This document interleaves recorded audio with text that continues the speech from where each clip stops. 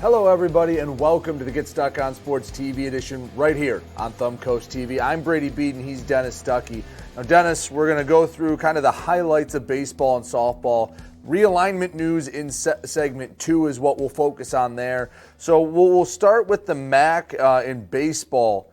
Not a lot going on in terms of title races. Marysville, Marine City is technically in first place. Right now it's a three-way tie if you do the math. They're 8-4. Lamphere and Lakeshore are 7-3. So Marine City has a chance to win a fourth straight league title, but technically they need a little bit of help because if either Lamphere or Lakeshore wins out, then the Mariners can't do anything about it. Yeah, well, right now what they can focus on is winning their remaining games and making sure that those other teams behind them have to keep winning. They play Roseville this coming week. They got a little bit of help as Lamphere swept Cousino, who was actually in first place to start the week. They went from first to fourth in the span of a week's time. They have Roseville, who I mentioned, who is struggling 4-8 in the league. Have to sweep that. And Lamphere and Lakeshore don't have easy games remaining. They're likely to drop at least one, which would be a fourth straight league title. I don't believe Marine City had ever won 3 straight baseball league titles in a row. So to do it 4 in a row, that's pretty special for a senior class to say, hey, we were champs every single year. Yeah, and that's quite a feather in the cap, and that's a good group of ball players there. You know, it gets overlooked sometimes how good baseball's been going lately. In the MAC Blue, Marysville's technically still in the race. They're 7-5. Lakeview's 9-0. They would need a 9-0 team to go 1-5 in the remaining 6 games to have a chance to share while also going undefeated. Marysville takes on Northern this week in their final 3 games. And we'll touch on Northern because they're going to have to face Taylor Falls. Yeah, not many teams that don't have Taylor Falls of their own have been able to beat them. Yeah, that's the thing. Like, can Marysville win the series? Definitely. In fact, based on records, they should. But sweeping, they got to think sweep, but it's going to be tough to get a sweep. Falls is just, he's lights out. And Northern and PH have struggled. They're a combined 4-19 in the blue, and 3 of those 4 wins are against each other. Northern had 1 win over L'Anse Creuse, who Marysville just swept. It has been hard times for baseball for both PH and Northern this year. Well, finding consistency for Northern mostly. They'll pitch, but they won't hit. They'll hit, but they won't pitch. And they get in their own way defensively sometimes. So that's the same song and dance that we preach for a lot of our teams in the area who struggle. In the white, St. Clair, 5-7. They're not in the race, but they're actually in third place right now. It's just so top-heavy with Grosse Pointe North and Anchor Bay. St. Clair, they just haven't played a lot of baseball. They play Anchor Bay this week. You hope they find a way to, hey, you beat Finkbeiner, who's Anchor Bay's Michigan commit, and they have a pretty talented team. Find a way to win a game or 2, and then you build some confidence going down the home stretch to the postseason. Yeah, this is a tough week to get better, but that's what the Saints need to do. They need to get better as we move towards the district, because that's the goal now, win a district. All right, let's go to MAC softball because there are a lot of league title races in this one, and it's a lot of fun. We'll start in the gold and work our way up. PH is 6-2. They're a game and a half back in the gold. Their 2 losses are to Clawson and Mott, the 2 teams ahead of them. But they get another shot at Mott, and they get another shot at Clawson. I don't think they're favored to win those games, but they're playing better softball, and they pitch well enough. If they can just make the plays in the field, you have to hope their bats step up, but they have a chance in those games. Yeah, they have a chance. They've actually played really well in league. It's been their non-league where they've been inconsistent and have taken their worst losses. But in league, they've been competitive, and they've really, I think that they've been a nice surprise this year. No, and it really has been nice to see PH playing, solid ball. Again, the girls are getting better as the season goes along, and it wasn't going to be step in and all of a sudden PH is going to be great. I think the move down to the gold was smart. And they're reaping the benefits of, when they play Roseville and Centerline, that doesn't really help them, but they're playing more competitive ball, and a lot of their non-conference games are tough teams as well. Yeah, absolutely, and they're above 500 right now. That's more than I could ask for. Northern is way above 500. They are in the driver's seat in the MAC Blue at 8-0. Marine City, they're 5-1 in the Blue. Their only loss actually is to Northern. So for a young team in Marine City, they're faring really well in the Blue, but Northern has just been steamrolling everyone. This is the season that they were hoping they could have. I think if you even gave Randy Shagney, their coach, truth serum, I don't think he'd have said he thought they were going to be 14-2-1 17 games into the season. No, or that they'd go down to Grosse Pointe South and win by 10 runs. Yeah, so Grosse Pointe South has a very gaudy record. I don't think they have the toughest strength of schedule. And I think they showed that with that win. And two, I'm going to give Northern a little bit of credit, too. I think Northern's that good. I think they're really good. We said on our podcast last week, I'd have liked to see what they did in the MAC White. I don't think they'd be doing what St. Clair and Marysville are, but I think they'd be a top half team, and I think they'd be competitive in most every game. Yeah, I do. I think that they'd be in the top half of that league. So Marine City is chasing. They are a young team. They're probably not going to knock off Northern. They do get a chance to face off with them again this week, but you have to kind of learn to win, and they're in a similar spot to kind of where Northern was a year or two ago, where they had some talent, it just hadn't all meshed together yet.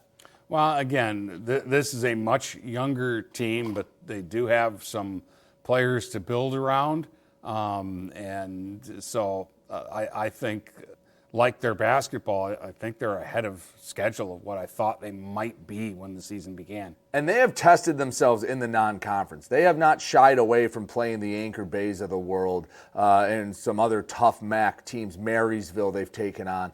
So they have played quality competition, and I think they're better for it at this point. In the White, St. Clair kind of has it wrapped up. They're 7-0. Marysville and Fraser are each 5-3.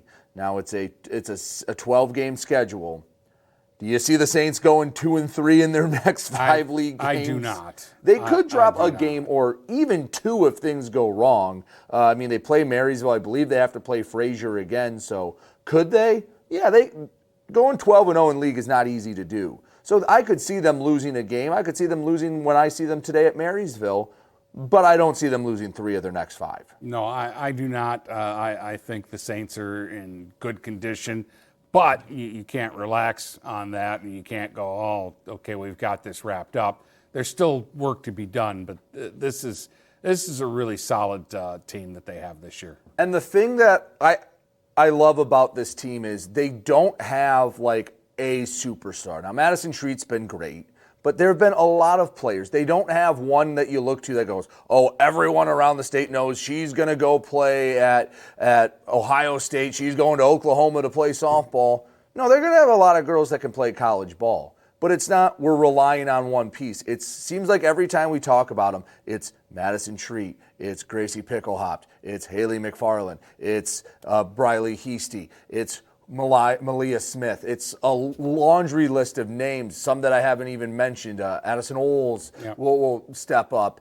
And it feels like just a solid team where 1 through 9, they're good. They're well coached.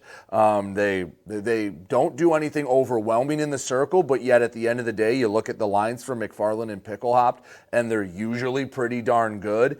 And they just keep on winning. And it feels like they never even stopped playing after their playoff run last year. Like they just picked up and said, all right, yeah, we're just going to keep going and playing the same brand of softball. Yeah, well, I think confidence is the word, and they take the field with a little bit of confidence, a little bit of swagger. Marysville does as well. They lost a game last week to Fraser. I was at. It was the cold day on Wednesday. They're 0-2 when I go there. They're 14-4 overall. So I've seen half of their losses. They love it when I'm there and they hit home runs left and right. And hey, I saw at least one. Kendall Quain hit her 12th of the year, which is ridiculous. But from my perspective, their loss to Fraser, it just felt like they walked outside and they went, wait a minute, it was 65 and sunny when we went into school during lunch. Now it's 48 and windy. This sucks. And sometimes we have to remember they're high school kids. And it's very easy to go, why are we playing in 40-degree weather in May?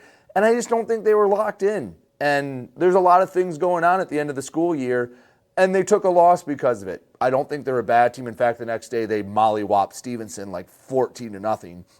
But they're kind of out of the league race. They can help their cause with a win against St. Clair, but I don't know much more than that. They're going to need a lot of help. They play St. Clair the first round of districts. That's going to be the one they want to get. Yeah, that's the one that matters more than today's game. Not that today's game won't matter. No. We'll make the BWAC softball very quick. Richmond is going to win the league. They have already clinched a share of the league title with 4 games to go, and they are going to win it outright. The only question is, are they going to drop a game to North Branch or Croslex? That is the only question, is are they going to go back-to-back perfect records in league? I like their chances. I really do.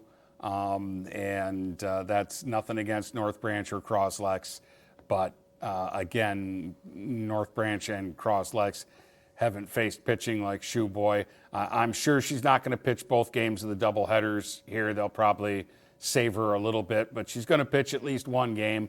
So nobody's sweeping them. And to be quite honest, the last few times out, Pites is, I think she pitched a shutout the last time she was out. So Pites is probably, you could argue, a top 5 pitcher in the BWAC. Yeah. But she's number 2 on her own team. Richmond, yeah. But so she does a very nice job. Algonac, North Branch, and Armada technically have a chance to get a share. They're 6-4. Now, they've all had varying degrees of success. Like Armada had a little slump. I got a little slump. Them losing to Richmond the way they did, I think, was a little disheartening. I know they wanted to be more competitive. Algonac, I'm sure they wish they had a couple of games back. They just haven't found the consistency. And North Branch has been a nice team after losing some solid players off of a semifinal team last year. Yeah, but again, for North Branch, who might be the biggest threat because they play Richmond still, you got to sweep. I don't see that happening. BWAC baseball is a 3-team race at this point. North Branch is 8-2. They have really turned it on. There's some players we really like on that team. Richmond, after starting off 1-3, has rattled off 6 straight BWAC wins. They are 7-3, a game back of the Broncos. They will play Tuesday in a doubleheader. That will be very consequential to who wins the BWAC. Algonac at 6-4, the only team that theoretically could catch them both. The problem is they don't play either of them, so they would need other teams to do their dirty work. North Branch has a tough final 4 games. If they split with Richmond and then split with Armada, Algonac has a chance to sneak in there and get a share of a league title for a 3rd straight season. Yeah, again, North Branch in the driver's seat. Win what's out in front of you, and you'll be tough to catch. Richmond is very dangerous. And, you know, I'm not counting Algonac out because of their pitching, but I am a little bit nervous about their bats. And they're going to need to score some runs to get to the finish line here. But the big series is the Richmond-North Branch series, because if Richmond sweeps, again, it turns the league on its head. And if North Branch sweeps, it really puts them in control. It would, at worst, give them a share of a league title because they'd be at least 2 games up on anyone, regardless of what Algonac does. Final thing I want to mention is in the Catholic League's quarterfinals, in 9 innings, Cardinal Mooney beats Liggett 5-4. A really nice win. Jacob Michaud went 6 innings of 1 earned run baseball. Then Avery Brohl came in after having a nice day at the plate. 3 scoreless innings to get an extra inning victory for Mooney after playing, I think that was legitimately their 7th game in 5 days or 6 days. They had played 3 doubleheaders during the week. Yeah, they needed to get the bats going, and their biggest bat, Spezia, had 4 RBIs in the game. So that's a big, big win. I believe they will play Divine Child this Saturday. So a chance to, you know, get some postseason baseball, almost a tune-up before the districts. Yeah. So those are all the highlights from baseball and softball. When we come back, we'll talk about Algonac applying to join the MAC, looking to leave the BWAC, what that could mean, what we know, and what could happen if they do get accepted. We'll take a break, come back, talk about that here on the Get Stuck on Sports TV edition, right here on Thumb Coast TV. From doctor's appointments to work, shopping, and dining adventures, Blue Water Area Transit buses are the lifeline of our community. Depend on us for a ride that connects you to life's essentials. Blue Water Area Transit. Ride the wave. Ride in the bus, we'll avoid the hustle and save you lots of dough. Road rage, don't chance it. Ride Blue Water Transit everywhere you go. Welcome back to the Get Stuck on Sports TV edition, right here on Thumb Coast TV. Brady Beedon, Dennis Stuckey, and Dennis, the news of the week. Algonac has officially applied to join the Macomb Area Conference. Now, what we know Algonac has applied, and we know the MAC has opened up the application process to new schools, and that Algonac has formally submitted theirs to leave for the 2026-27 school year, I believe is when that would be in effect. Now, what we are hearing, the MAC may want some bigger schools, so they open this application process to even out the top end to get more schools to compete with Dakota, Eisenhower, Romeo, Stevenson, schools like that. Think like Stony Creek, Rochester, Adams in that area. But Algonac is one of the schools that has applied. I have heard they want 4 schools to join. Algonac could be one of them, and then it would send a cascading effect across really our area, because that would be a pretty significant move. Yeah, because number one, it's going to be good for Algonac, especially in a sport like football. And I think in basketball, too, it will help them. They'll be more competitive in the MAC divisions that they'll get slotted into. We talked about it last year that Algonac team was good enough to compete in the MAC Browns in football. And instead of being a 1-8 team, they could have won 5 or 6 games. So it's a positive thing for them. But what it does is it screws with the BWAC, because the BWAC is an 8-team league with Algonac. Without Algonac, they're a 7-team league, and as you know, that can be a scheduling nightmare. And again, Algonac has just applied. This is not a done deal by any means, but they want to go there. Part of it is travel, because the closest one is Richmond. Everyone else is at least 40 minutes away. Who they would be playing in the MAC, it's probably going to end up being a net neutral change for them, because yes, Marine City and St. Clair are there. Get to that in a moment. But the schools they'd be playing, New Haven, who's fairly close, but besides that, they'd be playing Warren Lincoln. They'd be playing Clawson. They'd be playing Clintondale. Madison Heights, Madison, Hazel Park, Centerline are the types of schools they'd probably be playing. Crossover games with East Point. Yes, things like that. And those aren't necessarily right around the corner for Algonac either. But the competitive-wise, I think football, they'd be in the bronze, and they'd be a top-half team in the bronze. Even on their down years, they'd be a top-half team in the bronze.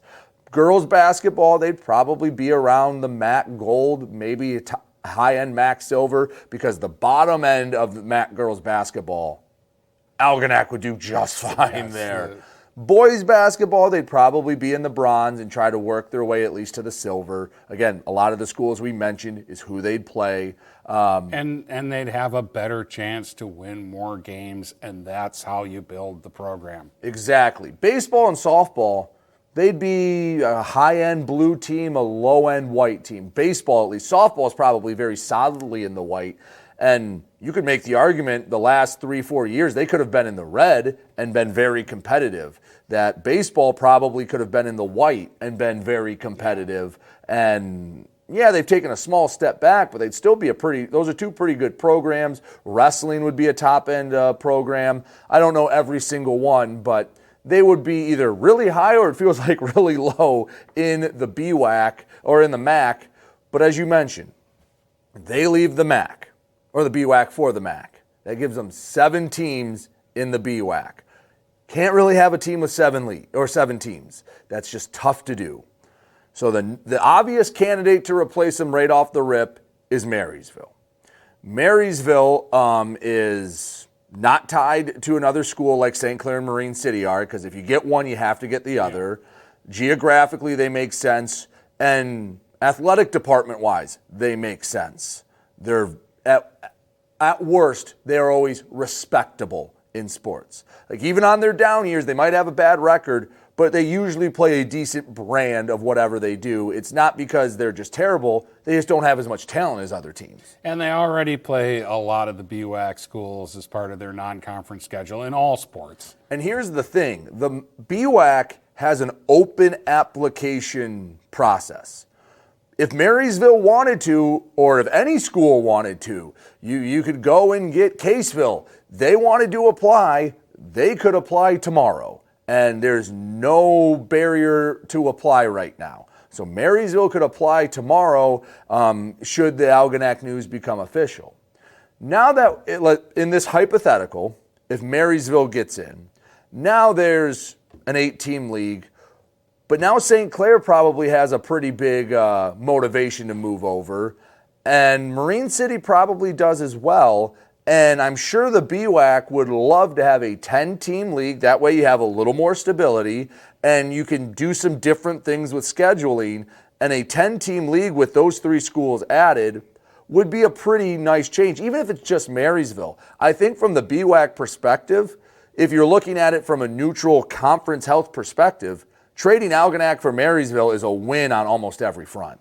Well, especially in football, because that's where the points matter, the size of your school matters, and there is right now in that league a discrepancy because you've got a lot of D5, D6 schools in the BWAC and just a couple of D4 schools. North Branch is the one that I'll use because they've been the one that was hurt by it last year, that there wasn't enough competition. And not that the competition is bad.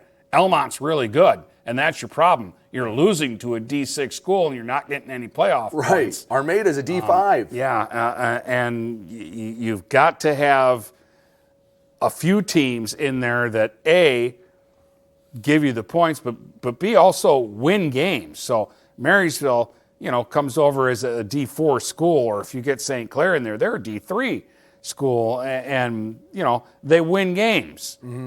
So that helps the other teams in the league, actually, especially the bigger ones where it's harder for Croslex and North Branch to make the playoffs. They almost have to win 8 games every year to have a chance, and that doesn't even guarantee them getting in. So if you're not aware, the high school playoff system in Michigan, it's based on points. D1 and 2, if you beat them, you get more base points, and then for every subsequent win that team gets, they get more. Very rudimentary way to explain it, but essentially scheduling a bigger schools gives you a better chance to make the playoffs. When you're in a league with D4s and D5s and D6s, it's harder because, yes, we know Almont is a good team, but the way it's set up, beating them is not as fruitful as beating a bad Division II team. So Marysville, they're going to be D3 this year. Most years they're D4. St. Clair is very solidly D4. I'm telling you right now, if Algonac were to leave, everyone in that football program at North Branch would be coming and pulling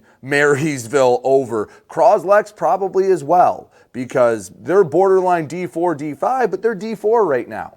Yeah. They would love another team like that in their league. Well, look at Richmond. Richmond had just a so-so season last year, but they scheduled L'Anse Creuse North in Week 9, and even though L'Anse Creuse North was a horrible team, they're way bigger. They went 0-9. Yeah, they're way bigger than Richmond, and that win got Richmond into the postseason. It did. I think they went 4-5 in the regular season, but because of scheduling such a big school, that helped put them in. And now, why do we bring up football? Because it's so much different. For every other sport where all 10 schools have it, again, in this hypothetical, even with just Marysville, if it's just Marysville, you just keep it as is and replace Algonac with Marysville. And then the only real problem for Marysville is their swimming program. Yeah, and that is a legit negative, is the BWAC schools do not have pools. They do not have swim teams. Marysville does. So, yes, you would have to either A, say, well, we want to stay in the MAC for swimming and make them kick you out for that, or B, yes, it's a little more work, but you have to schedule an independent schedule. If St. Clair and Marine City were to go with you, well, there's 2 programs that you can schedule, probably a home and home meet with maybe for four dates. Swimming doesn't have a ton. It's not like baseball or softball where you're filling 30 some different dates. It's not a ton. And the other thing with swimming, it's kind of like track where if I go up against the best D1 program in the state, I don't get physically hurt. I can still get something out of it, where if you're Marysville and you go and schedule Cass Tech in football, your kids are going to get hurt. It's not going to help anyone, and it doesn't do anyone any good. If I do that in basketball, if I do that in baseball, if I do that in wrestling, no one gains anything from it. Doesn't matter how fast the person is next to me swimming or running or how well they can dive. It still counts the same for me to qualify for states, to qualify for regionals or whatever I need to do. That, okay, maybe I lose by 5 seconds, but that doesn't matter because in my division, I'm still one of the top ones. It doesn't matter that I finish 4th, or if I finish 1st and win by 30 seconds, it's all about your individual time. So that kind of opens it up to scheduling. You can go find some big programs to go out and schedule. And yes, maybe it'll be a little more travel costs, but you'd like to think that's offset with, instead of having a random Friday night where it's Marysville versus St. Clair Shore South Lake, it's Marysville versus Armada basketball, and maybe you get a few more butts in the seats there. Yeah, and I definitely would think that that's the case. So I just think it makes more sense. And again, with it being open application, they don't need to wait on anything for the BWAC to do that. They can go. And again, this is all dependent on if Algonac gets accepted. If they don't get accepted to the MAC, then it's kind of a moot point. The last 15 minutes are a non-starter. But they had applied once before, about 10 years ago they applied, got accepted, and then for whatever reasons or whatever circumstances came up, they didn't pursue it any further. So they have already been accepted once. Now, I believe at that same time, that was when Mount Clemens left. I believe that was Hazel Park that eventually got that spot. So a little bit of a different situation. From what we've heard, they're looking for bigger schools, not smaller schools, but they want 4, and I don't know if they're going to get 4 big boys in. So Algonac could get in, and then the cascading effect is, it would be very interesting. Yeah, I find it interesting that they finally decided that they want to try to close that gap. And it's football. Everything is football. I mean, basketball a little bit too, even baseball to an extent. I mean, you look in the MAC red in most everything. It's a 6, so every Division 6 teams, 4 of the 6 are the same. Dakota's in the red in everything. Chippewa Valley's in the red in basically everything. Ike's in the red in basically everything. So you're just trying to get them a few more dance partners. Heck, Romeo's in the red for basically everything. And then you have a battle of, okay, who else is going to go in there? Because, all right, well, we can move up from the white, but then we'll just get shellacked by the red teams. So it makes a little bit of sense to try and close that gap. Haven't been able to get word on anyone that has applied outside of Algonac, but what I would expect to get results on this, to have answers. Probably know a little more by the end of the school year. I don't know if we'll have a definitive answer, but certainly by the time next school year starts, if a decision hadn't been made already, it would be coming soon, because you talk to any AD and any coaches, basically as soon as that sport ends, so let's use baseball as an example, we're in that season right now, once a team has thrown their final pitch, in June and July, they're scheduling a lot of teams for the next season, especially the coaches that are very into it. They are trying to get that schedule set right then. Football, hey, the last whistle blows, they already have conversations during the season of, hey, do you want to be my week 1 next year? Do you want to be my week 9? Where are we fitting this in? So they don't have a lot of time, even though it is for the 26-27 school year, to really make the decision. I'd say 90 days probably, a little more, maybe a little longer, but I don't think it'll be that terribly long. No, I would think that if something was going to happen, we'd know in the fall, and then that gives them not quite a year, but almost a year to get ready for it. Because with this news being out there, the BWAC has to have a contingency plan in place, that they can't just sit there with 7 teams, because a 7-team league, you're going to be hard-pressed to find a lot of those around the state that aren't part of a bigger thing like the MAC or the Catholic League or the OAA. Yeah, so they're making it known that we're interested in hearing who's interested in being a part of our league if we need you. Absolutely. So that will do it for this week's episode of the Get Stuck on Sports TV edition. Join us next week as we inch closer to postseason ball. It'll be a lot of fun. We'll have some league races hopefully wrapped up by then. For Dennis Stuckey, I'm Brady Beedon. You've been watching the Get Stuck on Sports TV edition right here on Thumbcoast TV.